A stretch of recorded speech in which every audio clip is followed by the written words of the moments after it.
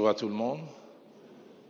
Rendons grâce à Dieu pour cette merveilleuse semaine qu'il nous a donnée. Et mon épouse et moi, nous disons un grand merci au couple Mbengela, au pasteur Timothée et au pasteur Toti pour l'accueil, pour tous ces merveilleux moments passés, même que nous continuons à passer ensemble. Il a fait une belle et bonne prière dont je crois à l'efficacité. Je ne veux pas en ajouter une autre. Mais je voudrais juste, avant de partager la parole de Dieu, présenter quelqu'un qui a multiples casquettes pour mon épouse et moi. À la fois, c'est un confrère dans le ministère parce qu'il dirige l'extension de la borne à Kimwenza, mais aussi c'est vraiment un membre de la famille. C'est les grands frères d'un ami. Si j'en ai un, il est le seul. Si j'en ai deux, il fait partie des deux. Les grands frères de mon ami, pasteur Kali Kassenda. Alors, pasteur Fanfan Lupungu, tu peux t'élever. Grande est ma joie.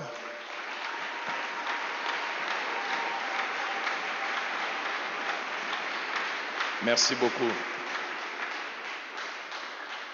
En séjour ici, il a tenu à participer avec nous à ces cultes. J'aimerais nous inviter à ouvrir nos Bibles. Nous allons lire une seule portion des Écritures, un seul passage.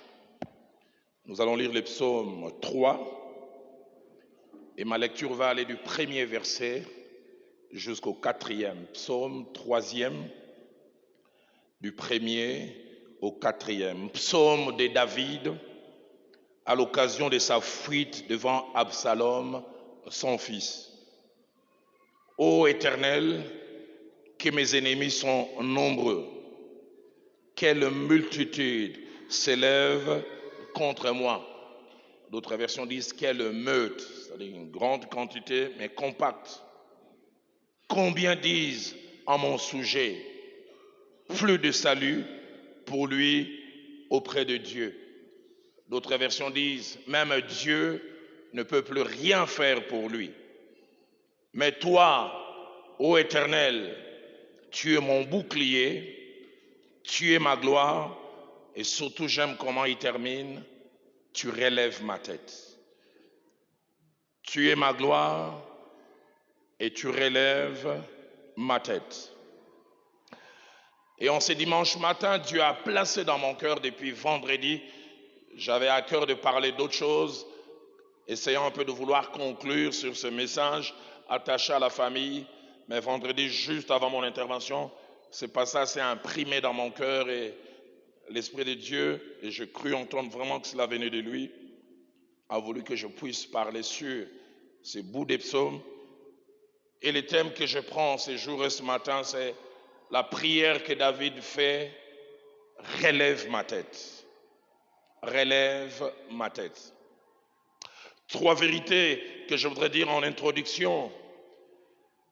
C'est que premièrement, Dieu m'a inspiré et même mieux, m'a imposé ce message en me disant qu'il voulait faire quelque chose de particulier. Il voulait montrer à quelqu'un, qu'il les connaissait, qu'il était au courant de ce par quoi il passait et qu'il mesurait à sa juste valeur la souffrance, l'abaissement, l'humiliation et cette honte que tu es en train de vivre officiellement ou secrètement. Dans Exode chapitre 3 au verset 7, alors que l'Éternel attire la présence de Moïse au travers du buisson ardent et qu'il veut l'inviter à une action pour être le libérateur de son peuple, il commence par lui dire ceci: j'ai vu la souffrance de mon peuple qui est en Égypte. Il arrive des fois, on se demande, est-ce que Dieu voit mon problème? J'ai vu la souffrance de mon peuple qui est en Égypte. Et il ajoute encore, j'ai entendu les cris que lui font pousser ses oppresseurs. Mais j'aime surtout comment il termine. Et c'est là où l'Esprit de Dieu a insisté dans mon cœur. Il dit, je connais ces douleurs. Je suis au courant de ce que tu vis. La version des Semeurs dit, oui, je sais qu'il souffre. La version nouvelle, la Bible de Jérusalem dit, je connais ses angoisses. C'est-à-dire ce malaise qui amène à un sentiment d'insécurité, pensant à un danger imminent. et qui peut même provoquer la panique. Dieu m'a inspiré ce message pour dire à quelqu'un, je vis ta souffrance et ce que tu vis en secret. La Bible déclare, et c'est les sages qui le dit, le cœur de l'homme seul connaît ses souffrances. On n'a aucune idée derrière, quelquefois, ce qui se passe derrière ces beaux maquillages et ces costumes, cette élégance. Nous ne savons, quelquefois, si nous grattons, nous entendrons ces cris silencieux que personne d'autre n'entend. Deuxième des choses, Dieu m'a inspiré ce message en me disant ces trois choses. En me disant, Roland, je ne t'envoie pas ce dimanche comme prédicateur ou enseignant. Deuxièmement, il m'a dit, ce dimanche, je ne t'envoie pas comme celui qui va remplir mon peuple de connaissances et de réflexions et faire remplir ses calepins, ses blocs-notes de connaissances et de révélations. Il m'a dit, troisièmement, ce dimanche, je t'envoie pour que tu parles au cœur de mon peuple, mais il m'a dit surtout pour que tu les consoles. Il m'a donné ce passage d'Ésaïe chapitre 40, versets 1 à 2, quand Dieu envoie son serviteur. Écoutez la mission qu'il lui confie. Il dit, consolez, consolez mon peuple, dit votre Dieu. Parlez au cœur de Jérusalem, car sa servitude est passée. Dites-lui que son iniquité est expiée. Dites-lui qu'il va recevoir de l'Éternel les doubles pour tous ses péchés. J'aime beaucoup ce que la version Nouvelle Bible Seconde dit. Redonnez de l'espoir à mon peuple. Oui, redonnez de l'espoir à mon peuple. Rendez courage à Jérusalem. Et c'est la mission que Dieu, au travers de cette intervention ce matin, place dans mon cœur. Troisième des choses, avant de revenir dans les vues des sujets, c'est que ce dimanche, je viens non seulement, au travers de ce message, parler au cœur de quelqu'un, mais je viens aussi à m'associer à quelqu'un pour prier avec lui. Et du reste, ce message sans prière serait incomplet. Je viens prier avec cet homme et cette femme qui vit la honte, l'abaissement, la dévaluation à ses propres yeux et peut-être même aux yeux d'autres personnes. Et cette personne qui, comme David, n'a qu'un désir exprimé dans Psaume 3 au verset 4 à la fin, relève ma tête, relève ma tête. Et j'en parlerai tout à l'heure. Si quelqu'un peut dire relève ma tête, c'est qu'il reconnaît que cette tête est abaissée. Relève ma tête. Si Louis II dit relève ma tête, français courant dit rends-moi ma dignité et ma fierté. Rends-moi ma dignité et ma fierté. Peut-être sûrement dans la salle et au travers de la technologie, quelqu'un est en train de lancer le même cri. Relève ma tête. Redonne-moi la dignité. Et redonne-moi la fierté. Lorsqu'on parle de la dignité, on parle du respect ou regard respectueux que mérite quelqu'un.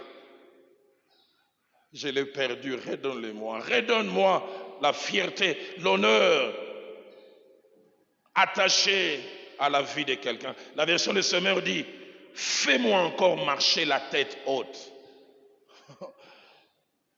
C'est-à-dire, je ne marche plus la tête haute.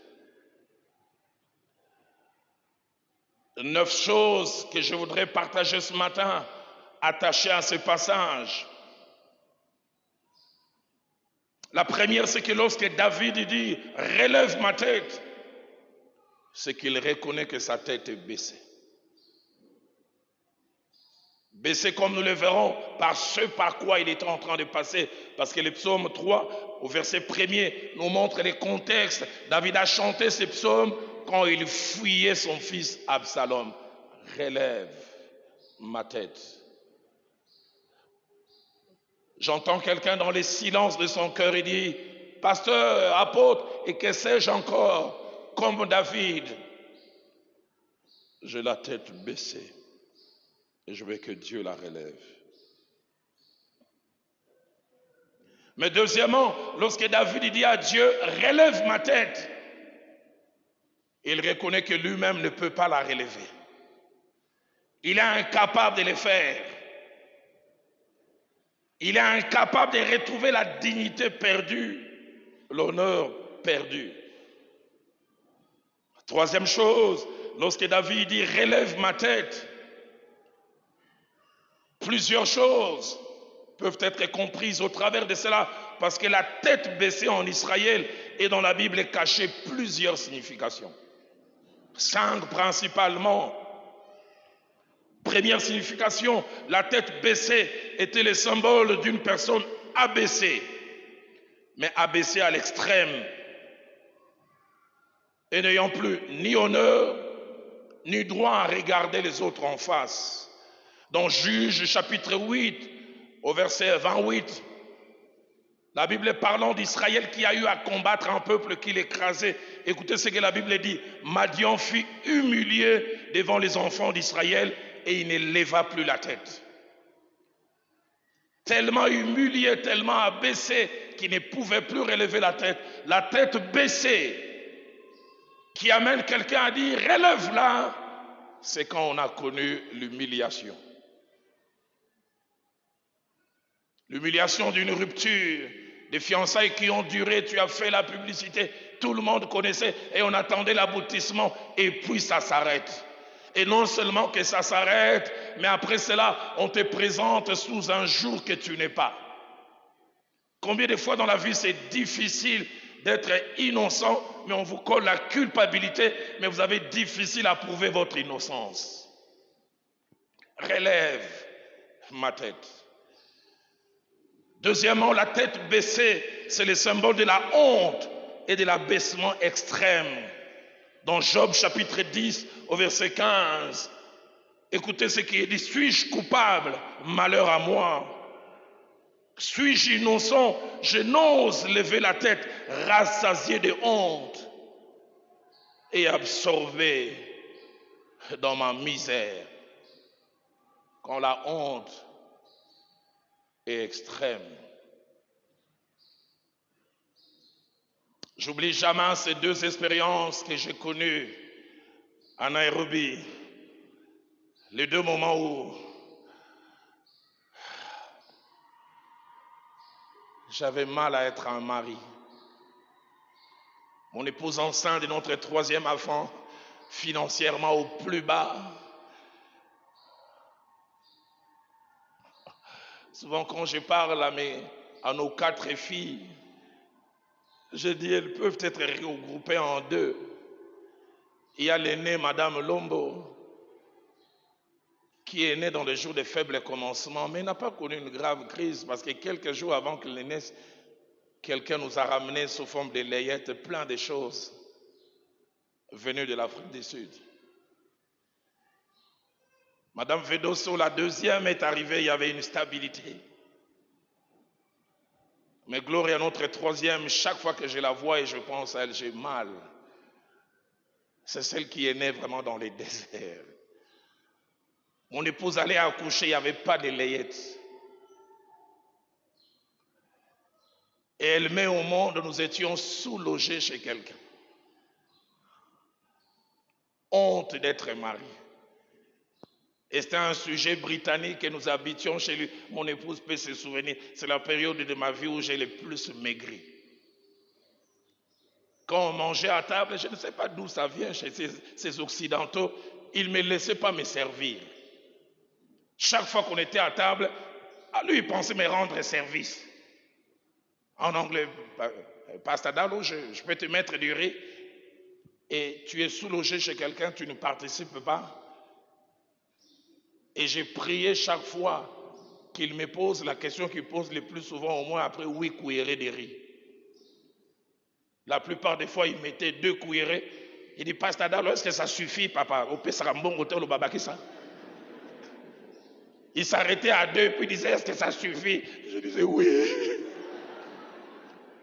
Et la plupart des fois, quand on venait à table, j'ai prié, j'ai dit, Kolo, les lois, tout n'attend à 10. Qu'il fasse 10 cuillerées, puis après, il pose la question. Mais la plupart des fois, c'était à 2, à 3. Ma fille n'avait pas de couches, de pampers. J'avais honte de regarder mon épouse. Et j'oublie jamais Après une grossesse, quand une femme a accouché, on appelle ça retour des couches, c'est-à-dire les règles qui reviennent. J'arrivais pas à acheter des bandes hygiéniques pour mon épouse. Honte. Je me souviens un jour, j'ai vu mon épouse dans la salle de bain en train de prendre la couche de notre fille et utiliser ça à la place de ce qui doit être utilisé. J'avais honte. On sort de cette petite accalmie, mon épouse peut se souvenir, une année après 98, durant toute une année, nos 2 premières filles ne sont pas allées à l'école parce que je n'arrivais pas à payer les Minerval. Ah, il arrive quelquefois, vous nous enviez dans notre passé, dans notre présent plutôt, mais les unes qui fabriquent notre présent, c'est notre passé. Enviez-nous aussi dans notre parcours. Ah, Badaloana.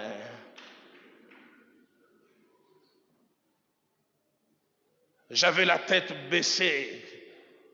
Ce qui me faisait le plus mal, c'est que j'avais épousé la fille d'autrui qui a grandi dans des conditions impeccables, dans une famille aisée. Vous savez, la première fois qu'elle a pris du thé rouge avec du pain sec, c'est avec moi dans les mariages. La première fois qu'elle est montée dans un transport en commun, foula, c'est avec moi. Elle me disait, Roland, c'est comment? J'ai dit, non seulement ça commence, mais tu monteras beaucoup.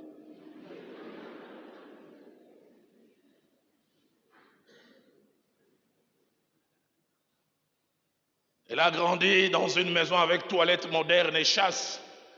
Quand elle m'épouse, j'avais une maison que je louais à $50. Pas de plafond. Il faisait très chaud. La pauvre, tu as souffert, hein? Et après notre mariage, quand elle veut entrer dans les toilettes, elle voit au mur, il y avait des algues. Elle dit, Roland, ça c'est quoi? J'ai dit, il faut te collaborer. La plupart des choses qui étaient nouvelles pour elle, pour moi, c'était du déjà connu. En Nairobi, pour la première fois, mon épouse a porté des habits qu'on appelle des secondes mains. Et quand je dis des habits, ce n'est pas seulement les habits de dehors, même des dedans, je ne sais pas les noms. Troisièmement, lorsque l'on dit la tête baissée, c'est symbole de défaite ou de perte de valeur à cause d'une succession d'infortunes. Rien ne marche. Dans 2 Samuel chapitre 19, verset 3, quand l'armée de David a pu battre celle d'Absalom, mais David a mal réagi. La Bible dit, ce jour-là, le peuple rentra à la ville à la dérober. L'original dit, l'armée rentra cachée et la tête baissée, comme l'auraient fait des gens honteux d'avoir pris la fuite dans les combats. Quand une armée avait pris la fuite dans les combats et qu'ils avaient été défaits, ils revenaient jamais la tête haute, ils revenaient la tête baissée. Quatrièmement, la tête baissée, c'est le symbole de quelqu'un qui a perdu l'honneur et qui a perdu une certaine position de valeur. Dans Genèse 40, au verset 18, alors que les chansons étaient en prison, écoutez ce que Joseph lui dit, encore 3 jours et Pharaon relèvera ta tête et te rétablira de ta charge. Il va relever ta tête parce qu'elle n'est plus relevée. Les grandes chansons qui avaient des entrées auprès du roi et que tout le monde respectait, désormais il est en prison, la tête baissée. Cinquièmement, la tête baissée, c'est le symbole de la culpabilité. Culpabilité profonde. Le fait d'être envahi par ces sentiments, ce que je fais ne devait pas être fait. Pour celles et ceux qui n'ont jamais fauté sur le chemin de la vie, vous ne pouvez pas comprendre cela. Il faut un jour avoir fauté. Tu sens la culpabilité. La culpabilité t'amène premièrement à t'en vouloir toi-même à cause de ce que tu as fait. Mais la culpabilité des fois remplie par les regards des gens qui te disent, voilà ce que tu as fait. La culpabilité des fois grossit aussi quand tu as les conséquences De ton acte. Je me souviens de cet homme qui est venu me voir au bureau. Il était un monsieur qui a travaillé comme député, commissaire du peuple à l'époque de Mobutu. Et puis, il a commencé à perdre ses biens. Il est resté avec une seule maison. Il m'a dit, pasteur, je ne sais pas ce qui m'a pris. Les faussaires en termes de monnaie, d'argent sont venus les voir. Je ne sais pas si ces gens ont des fétiches ou s'ils ont la capacité de voler la réflexion. Ils sont venus, ils ont fait une première expérience, il a donné $600 et ils ont multiplié 1200, ils lui ont donné. En général, c'est de l'investissement qu'ils font pour gagner ta confiance. Et il dit, son sang n'a fait qu'un tour parce qu'il avait des dettes accumulées. Et il dit, je vais vendre cette parcelle que j'ai à $400,000, comme eux ils multiplient fois 2. Je vais leur donner 400,000, j'aurai 800,000. Et il était lui-même en train de dire, et ma femme qui se moque de moi, comme Mona. Et à l'insu de sa femme, il vend. Et il prend les 400,000, il donne à ces gens. Au lieu de la multiplication, ils lui disent non, ça n'a pas marché, ça fait une explosion. On va aller chercher les produits. Et puis il commence à les appeler, il n'arrive pas à les avoir. Sa femme seulement voyait qu'il était troublé, mais il n'arrivait pas à dire jusqu'à ce qu'un jour, ils sont avec la femme, les acheteurs sont venus. Et il a dû tout avouer à sa femme. Non seulement que j'ai vendu la parcelle, mais l'argent j'ai donné pour multiplier, j'ai tout perdu. Parcelle perdue, même les 400,000 perdus. Il est venu dans mon bureau et dit, je vais me suicider. J'arrive pas à regarder mon épouse en face. Culpabilité. Il dit, j'ai laissé mon épouse en train de pleurer. En plus, elle fait de la tension. Elle a fait une crise de tension. Nous sommes nulle part.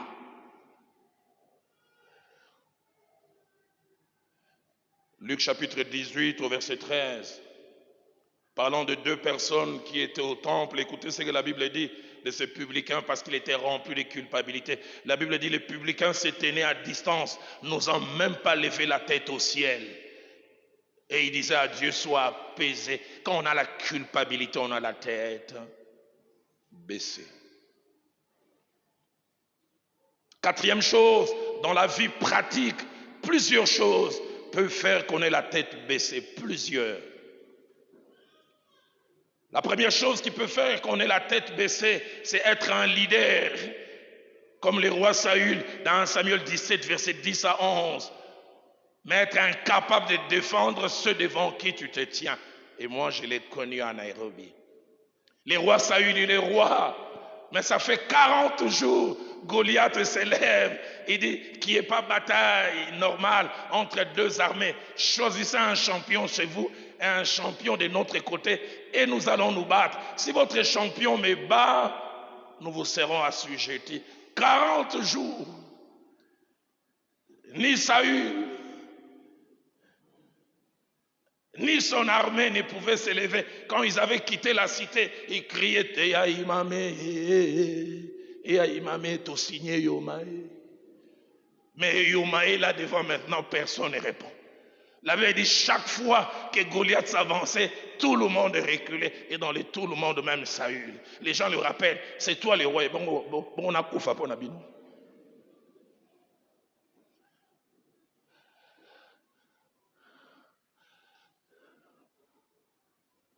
J'en parlerai en avançant tout à l'heure. J'étais allé voir un couple un jour au chômage. J'ai vu la douleur de cet homme. Il a travaillé longtemps.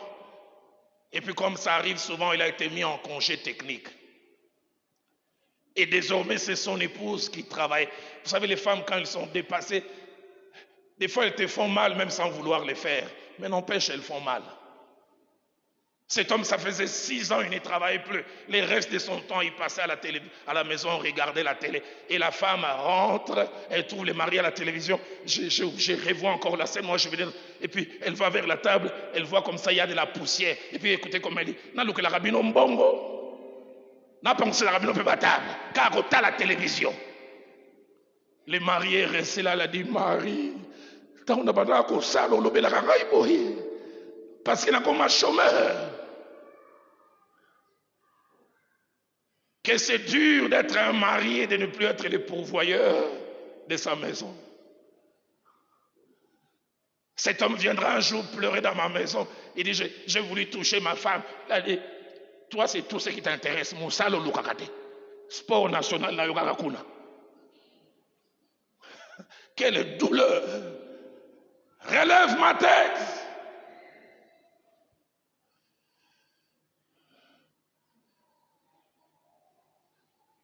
Dans la vie pratique, on peut avoir la tête baissée. Quand comme Anne, dans Samuel 1, versets 2 à 6, dans une vie, il y a une compétition qui ne dit pas son nom. Les gens tout autour de vous réussissent et vous ne réussissez pas. Anne était dans ce mariage polygamique où sa rivale Pénina avait des enfants. Malgré qu'elle était une femme mauvaise, mais Anne, malgré sa dévotion et sa crainte de Dieu, n'avait pas d'enfants. Un pasteur de Nzambe Malon prêchant, il a dit Pénina lundi, moana, mardi, moana, mercredi, moana. Et la Bible dit de Pénina qu'elle mortifiait Anne. Le mot mortification, elle touchait ses émotions pour l'amener à se sentir dévaluée. Et la Bible dit, elle faisait cela à dessein. Chaque fois qu'Anne montait au temple, Anne disait aujourd'hui je vais aller prier. Et Pénina disait,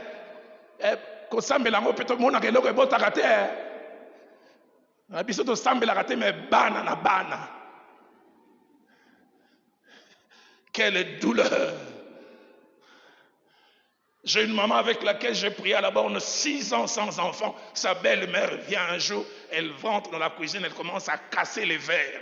Elle dit, mais pourquoi tu fais ça? Elle dit, puisqu'il n'y a pas d'enfant pour casser les verres, moi je viens les faire. C'est pourquoi j'aime souvent dire, vous qui vous êtes mariés en janvier, en février, vous avez conçu, vous n'avez aucune idée de ce que certaines ressentent. Et une femme m'a dit, après 4 ans sans conception, à un moment, elle a 3 semaines de retard, l'espérance est née. Elle m'a dit, ça arrivait en plein culte. Ils étaient en train de louer, elle sent seulement, pouf. Il dit à son mari, chérie, n'a qu'à toilette, je vais aux toilettes. Quand elle va aux toilettes, elle va en disant, elle est venue s'asseoir, plus de joie.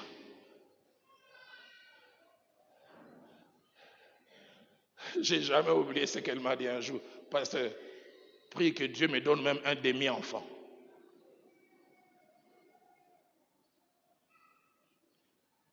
La tête baissée, c'est quand aussi comme Léa, dans Genèse 30, versets 14 à 16, on est l'aîné, mais on vit mal certaines choses, on n'expérimente pas certaines choses, que votre droit d'aînesse est presque volé. Savez-vous comment ça se passe dans nos familles africaines? Tu es l'aîné, mais tu es au chômage. Mais les cadets, il est conseiller à la présidence. Et vous voyez comment on les respecte. Ton droit d'aînesse est bafoué. Tu viens même, tu veux t'asseoir, on dit, papa, est-ce que toi tu es quelqu'un? Lisez ce passage, vous verrez la souffrance de Léa. Elle est l'aînée, mais elle est dans un mariage, on ne l'aime pas. Et ce qui me fait mal, elle est presque en train de supplier l'amour de son mari. Et finalement, pour qu'un jour, elle ait son mari dans les lits, elle doit acheter avec les madrangors, les fruits. On donne les fruits. Et puis sa soeur dit, bon, puisque tu m'as donné les fruits, aujourd'hui, il va passer la nuit chez toi, mais une seule nuit, hein. Lisez les contextes, voyez comment avec précipitation, quand le mari revient, il dit, j'étais acheté pour les madrangors. Relève ma tête. Je vis dans certaines familles, comme j'ai dit, être aîné parce qu'on ne réussit pas, parce que socialement on n'a pas comme les autres, on vous traite moins que rien. Aux yeux des parents, ta petite soeur qui est mariée a plus de valeur que toi parce que tu es célibataire. Si tu oses parler, on te les rappelle. Quelqu'un ce jour comme David doit dire, relève ma tête.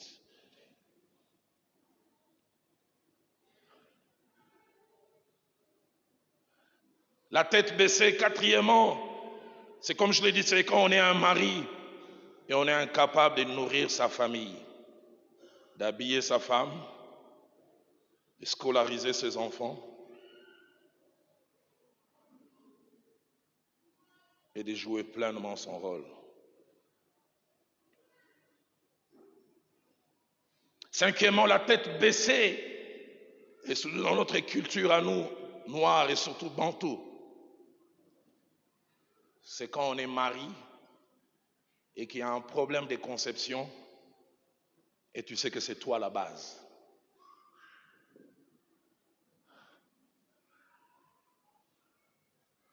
On fait un spermogramme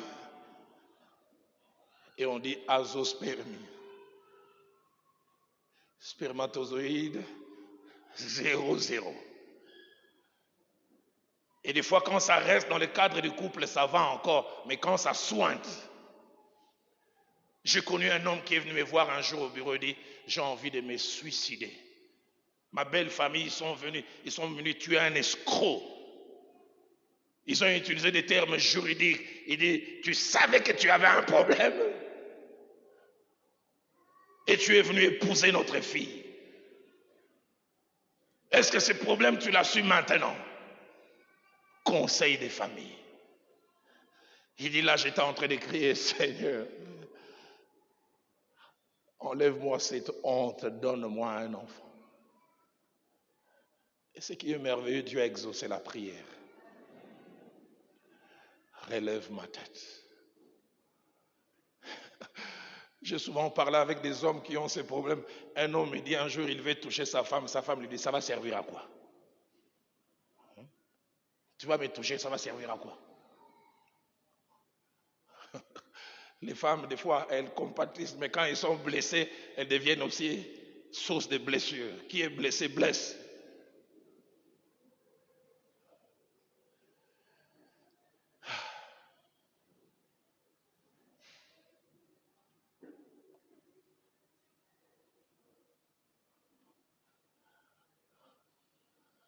La tête baissée. On n'en parle pas, je serai dans une réunion des couples, j'entrerai en détail. En tant que pasteur, je côtoie beaucoup. C'est avoir 20, 30, 40 ans de vie des couples.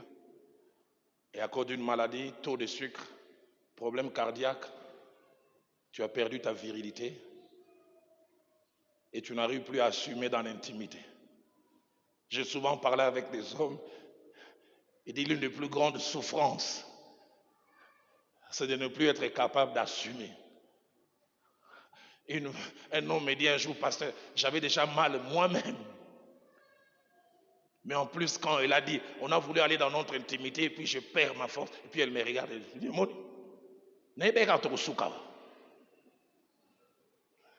je savais qu'on allait finir là. Il dit, je souffre déjà, mais elle vient encore m'écraser. Je me souviens de cet homme qui m'a dit un jour, pasteur, tu sais quoi, je suis allé à la chaîne de prière, j'ai dit, Seigneur, si tu n'arrives pas à me guérir pour que je n'arrive pas à satisfaire cette femme, Kamatangaï, prends-moi. C'est pour cela que j'ai dit, derrière ces beaux costumes, Dieu sait certaines choses qui se passent. Et puis enfin, sur le plan pratique, la tête baissée, c'est quand on est faussement accusé. Être comme Joseph, innocent, mais dans la maison de Potiphar, on te fait passer pour un pervers que tu n'es pas.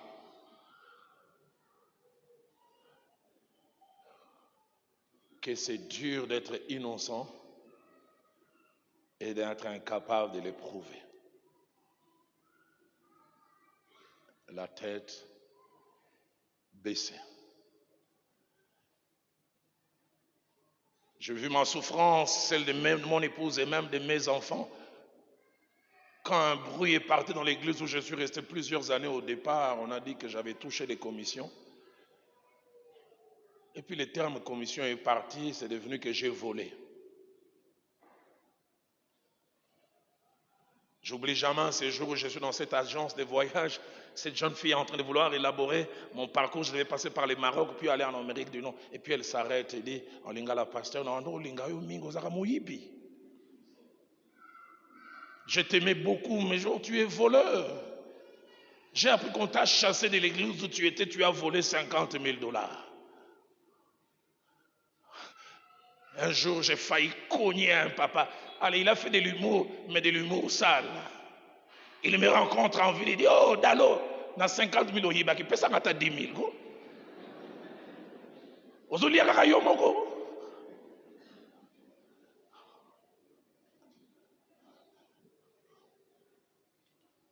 Cinquième chose, dans le cas de David, plusieurs choses avaient fait qu'il ait la tête baissée.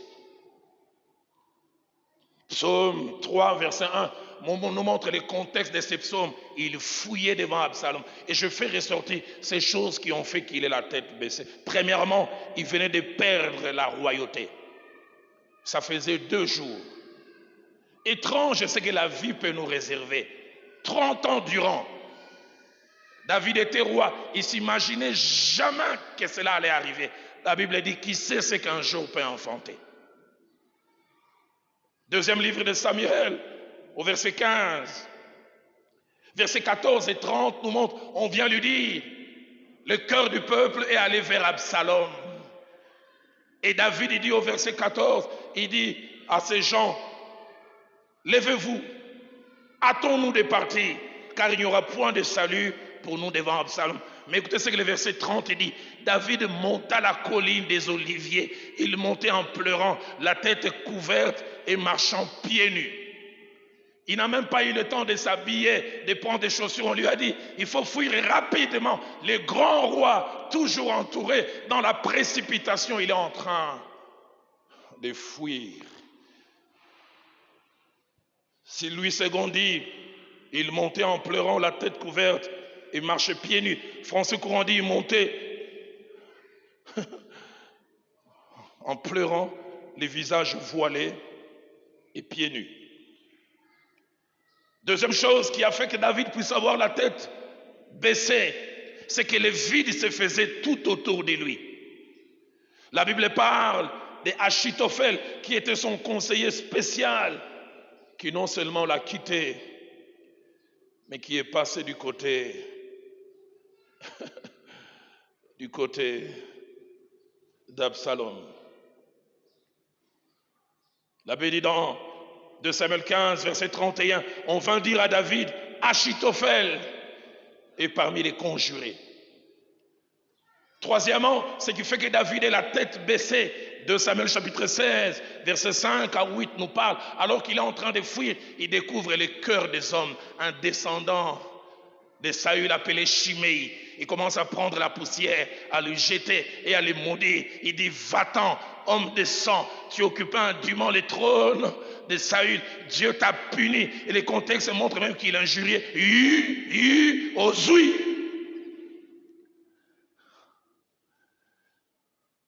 Combien de fois nous vivons des choses auxquelles nous n'étions pas préparés? Quand David vit ça, c'est sûr, il est en train de dire, je rêve, quand j'ouvrirai les yeux, je suis sur un lit, je dis, quel cauchemar j'ai fait. Mais ce n'est pas un cauchemar, c'est la vérité. Quatrièmement, David a la tête baissée, et ça c'est le comble, parce qu'il est au 2e jour de la révolte d'Absalom, et il apprend quelque chose qui lui poignarde les cœurs. De Samuel, chapitre 7, verset 21 à 22, Achitophel, dans son côté stratège, il vient dire à Absalom, pour abaisser David, tu dois aller avec toutes ses concubines. Et tu dois les faire au vu et au su de tout le monde. Et la Bible dit que c'était presque sur une colline. Et on appelait les concubines de David, et l'une après l'autre. Mansanga, viens. Kambale, viens. Et David, là où il était, il a appris. Mansanga est allé.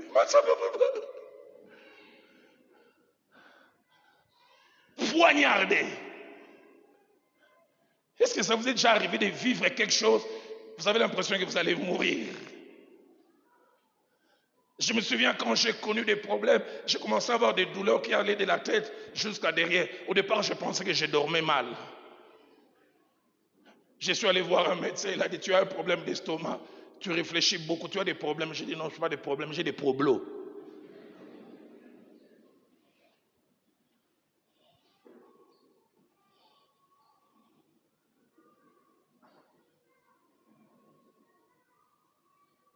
Dernière des choses qui a fait que David ait la tête baissée, et lui-même en parle, dans ses psaumes 3 au verset 3, non seulement qu'il a des ennemis nombreux, mais il entend les pronostics des gens. Lui-même, il dit que mes ennemis sont nombreux, et puis il ajoute, il y a ceux qui disent de moi, plus de salut pour lui en Dieu. Ça en est fini de David. Ils l'ont vu fuir devant Absalom. Ils ont vu comment Absalom l'a humilié. Les gens disent, il n'y a plus match. C'est fini. Une version dynamique en anglais, il dit, même Dieu ne peut rien faire pour lui. Les problèmes, non pas seulement que c'est dit, les problèmes, c'est qu'on entend cela. Ah, vous savez, quand vous avez des problèmes, des fois c'est bon de ne pas entendre ce que les gens disent. Quand j'ai eu des problèmes dans l'église où je suis resté plusieurs années, j'ai entendu quelqu'un m'a rapporté les paroles d'un papa, il dit, Dalo nzala mutikosongi saye, akozonga wa genou à cause ya nzala. Je dis, comment on peut être méchant à ce point?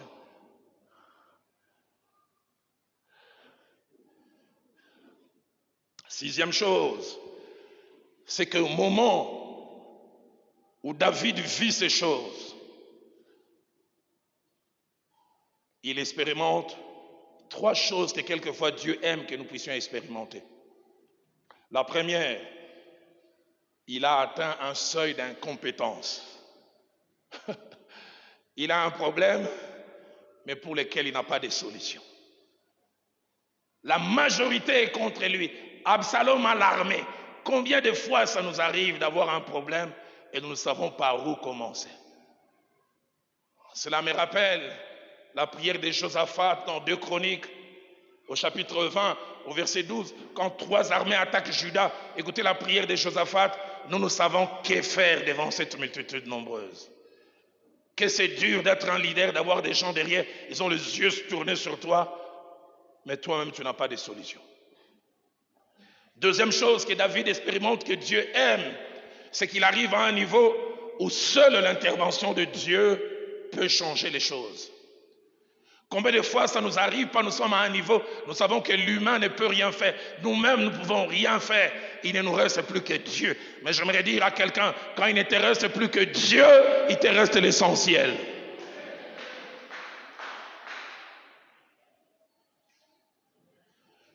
J'ai un couple chez nous à Philadelphie, 8 ans de vie de couple, azos permise. C'est ce qu'on a diagnostiqué. Ce médecin lui a dit, si toi tu mets au monde 2 choses, soit ta femme t'a trompé, ou alors il y a eu un miracle, mais des miracles ça n'existe pas. 6 mois après, ils ont eu un enfant qui s'appelle aujourd'hui Manassé. Il m'a dit, les jours, ils sont allés voir le médecin a dit, tel que je t'avais dit, hein, ta femme doit t'avoir trompé. Pour que je croie, il doit y avoir un test ADN. On a fait les tests, le médecin a dit, oh, les miracles, ça existe. J'aimerais dire à quelqu'un, quand il ne te reste plus que Dieu, tu as encore quelque chose. Dans 2 Rois chapitre 6 au verset 27, il y a grande famine en Samarie. Les rois étaient en train de passer et une femme est en train de crier, roi, sauve-nous. J'aime la sincérité de ces rois. Il dit, avec quoi te sauverai-je si Dieu ne te sauve pas? Avec les fruits du pressoir. Il arrive des fois, les gens tournent les yeux vers nous, mais nous aussi nous disons aux gens, il n'y a que Dieu qui peut faire quelque chose pour toi. Troisième chose que David expérimente et que Dieu aime, c'est qu'il ne lui reste plus que la prière. Savez-vous qu'il y a des moments où même celui qui ne prie pas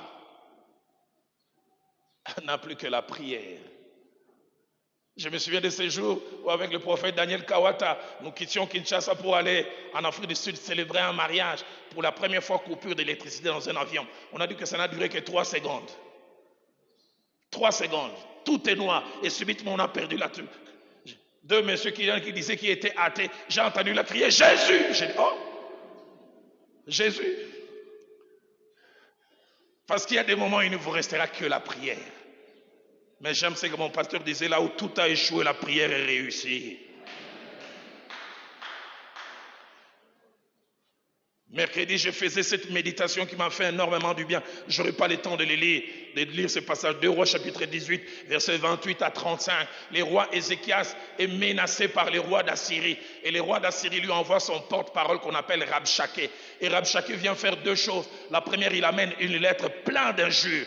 Et la deuxième, il se met à injurier Ézéchias en public. Il dit, ne suivez pas Ézéchias. Il commence à donner les palmarès. J'ai battu tel peuple, où était leur Dieu? J'ai combattu tel peuple, je les ai détruits. Qu'Ézéchias ne puisse pas vous faire croire que vous pouvez vaincre. Et il dit, allez lui donner cette lettre. Et j'aime ce que ma Bible dit. Ézéchias prit la lettre et il alla la déployer au temple. Les commentateurs juifs, ils ont dit, il a amené ça en disant, Dieu, lis toi-même. Lis toi-même. Lis toi-même. Il y a des moments où on n'a plus rien à faire. On prend simplement ces résultats des diagnostics. On amène ça dans la maison de Dieu. Seigneur, lis toi-même. Seigneur, regarde leurs conclusions. J'aimerais dire à quelqu'un, quand il te reste plus que la prière, tu n'as pas tout perdu. Et je voudrais conclure en ce jour, 7e chose, malgré la hauteur du défi et la taille de l'adversité, David fait 2 choses. Non seulement qu'il prie, mais on sent au fond de lui qu'il a encore la foi en Dieu et qu'il n'a pas perdu quelque chose d'essentiel dans notre marche, l'espérance. C'est pourquoi il dit, tu es mon roi, tu es ma gloire et tu es mon bouclier. Je ne comprends pas tout, mais tu restes ma gloire. Je ne sais pas comment tu vas faire, mais tu es mon bouclier. Mais sa foi, c'est aussi dans sa prière, il dit, tu relèves ma tête. Tu peux changer cette condition. Quand, je ne sais pas. Comment, je ne sais pas. Je demande à quelqu'un, ne perds pas la foi. Quelles que soient les circonstances. 8e et avant-dernière chose, c'est que la prière de David en disant « relève ma tête », 2 Samuel chapitre 20 verset 3 nous montre que ça a été exaucé. Parce que pour ceux qui ne le savent pas, la révolte d'Absalom n'a duré que 4 jours. Et la prière que David fait, il est fait au 2e jour. Au 4e jour, écoutez ce que ma Bible dit, David rentra dans sa maison à Jérusalem. Parce qu'Absalom a été accroché par un arbre térébinthe. Vous savez, quand Dieu veut intervenir en votre faveur, il peut même utiliser les éléments de la nature. Au départ, ce n'est même pas un militaire qui a touché Absalom. Absalom venait avec son cheval, avec ses beaucoup de cheveux, paf, accroché. J'aimerais dire à quelqu'un, ton Dieu, il a une compétence illimitée.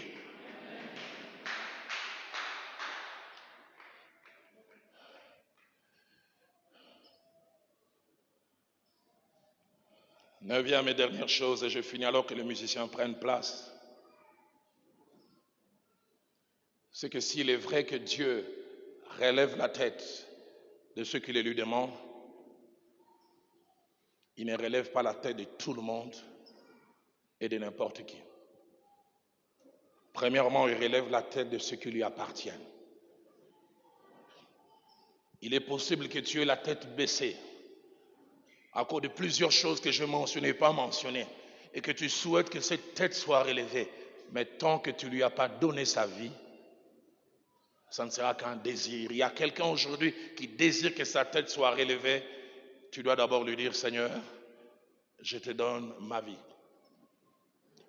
Deuxième condition pour avoir sa tête relevée, c'est marcher dans la crainte de Dieu. Il y a quelqu'un qui a la tête baissée, c'est parce que aussi ton style de vie a changé. Tu as un pied dedans, un pied dehors. C'est pourquoi tu as la tête baissée au travail, la tête baissée. tu dois revenir parce que ma Bible a moi dit, l'Éternel promène son regard sur toute la terre, non pas pour soutenir tout le monde, mais pour soutenir ceux dont le cœur sont tout entiers à lui. Troisièmement, Dieu sans être un capitaliste, il relève la tête là où il y a ses intérêts. Quand il voit un homme, une femme qui les sert, tu les sers en consacrant ton temps, ton talent, ton trésor, ton énergie. Il ne te laissera jamais la tête baissée. Car là où Dieu voit ses intérêts, il intervient. Et puis quatrièmement, Dieu relève la tête de ceux qui se répandent, qui reconnaissent qu'ils ont fauté, qu'ils ont mal agi. Il y a quelqu'un qui a le désir comme David, que Dieu relève sa tête. Mais tu dois te repentir. Qui dit repentance, dit accepter le mal qu'on a fait. Ne plus se justifier, dit je l'ai fait. J'aime Jérémie chapitre 14, verset 7, l'un des meilleurs passages de la Bible que j'aime. Écoutez ce que Jérémie dit, il dit, si mes péchés témoignent contre moi, agis en ma faveur à cause de ta bonté. J'ai fait mal, mais que ta bonté sur place là. J'aimerais que nous baissions nos têtes. Alors que c'est cantique qui est en train de jouer comme une prière. Y a-t-il un homme, y a-t-il une femme, y a-t-il un jeune homme, y a-t-il une jeune fille qui sa prière en séjour ici dans la salle et là virtuellement est comme David, relève ma tête. Et en souhaitant que Dieu relève ta tête, tu fais partie ou tu veux faire partie des 4 que je mentionnais. Peut-être tu veux d'abord accepter Christ comme Seigneur et Sauveur, tu vas te lever. Tu veux revenir à la vie des craintes de Dieu, tu vas te lever. Tu sers Dieu en mettant ton temps, ton trésor, ton talent, ton intelligence, ton énergie, mais tu as la tête baissée. Dis-lui, Seigneur, je t'appartiens, Nassal et Lakayo. Y a-t-il quelqu'un qui veut dire ce matin à Dieu, ma tête est baissée, relève-la. Alors que les cantiques sont en train de jouer, lève-toi là où tu es. Et si tu sens même le désir de venir ici devant, n'hésite pas. Papa causé la lissouté. Relève ma tête.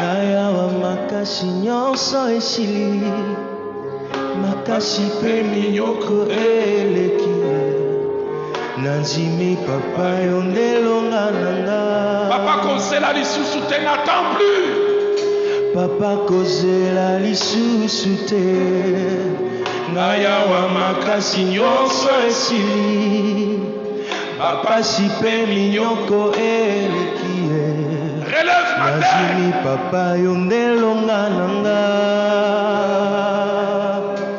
Papa telema osala Relève ma tête. Pika mwakati na bomoi nanga Relève ma tête. Lisungi kimya felo piko nanga Eko utakaka epai na yo. Papa kozela lisusu te, n'attends plus. Papa kozela lisusu te. Ngai awa makasi nyonso esili. Bapasi pe minyoko eleki ye. Nazimi papa yo nelonga na ngai. Papa telema osala. Pika mwakati na bomoi nanga Lisungi kimya pero piko nanga Eko utakaka epai na yo Papa kozela lisusu te Ngai awa makasi nyonso esili Bapasi pe minyoko eleki ye Nazimi papa yondelonga nanga Papa kozela lisusu te. Papa kozela lisusu te Ngai awa makasi nyonso esili Bapasi pe minyoko eleki ye Nazimi papa yondelonga elonga nanga Papa konema osala Pika mwakati na bomoi nanga Lisungi kimya pero piko nanga Alléluia. ekouta kaka epai na yo. Seigneur, n'attends plus, n'attends plus. Papa, kozela lisusu te. Ngai awa makasi nyonso esili. Bapasi mpe minyoko eleki ye. Nazimi papa yo nelonga na nga. Konzima na nga. Alléluia. Elikia na nga. Nyonso epai na yo. Konzima na nga. Konzima na nga. Elikia na nga. Nyonso epai na yo. Papa, telema osala. Papa,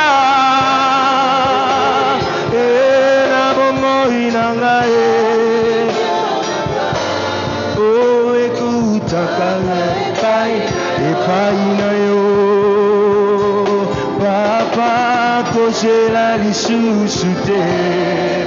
Ngai awa makasi nyonso esili. Bapasi mpe minyoko eleki ye. Nazimi papa yo nelonga na nga.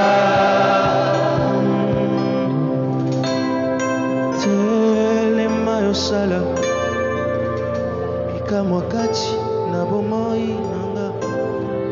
Père, la Bible dit que tu envoyas ta parole et ta parole est guérie. Seigneur, ce matin, je déclare que la honte de mon frère et de ma sœur est guérie par ta parole au nom de Jésus. Et si la prière de David est exaucée 2 jours après, il fut rétabli. Père, ce matin, je déclare de ta part à ton fils et à ta fille devant ici, même celui et celle qui n'a pas su avoir le courage de passer ici, que cette semaine, au courant de cette semaine, Dieu répare les choses et relève ta tête au nom de Jésus. Seigneur, pas 2 semaines, pas 1 mois, mais cette semaine a daté de l'heure où je prie avant le dimanche prochain que ton fils et ta fille expérimentent le relèvement de sa tête au nom de Jésus. Olongola Kasoni. Oui, Seigneur, tu enlèves la honte. Osilisa kabilelo yambula nambula. Ozongisaka esengo esilakala. Et je déclare, alors que nous chantons ces cantiques, tu le fais. Abongisaka asilisaka milelo ya mvula na mvula. Oui, tu le fais. Azongisaka esengo esilakala. Azazambe nanga. Abongisaka asilisaka milelo ya mvula na mvula. Azongisaka esengo ekufakala. Azazambe abongisaka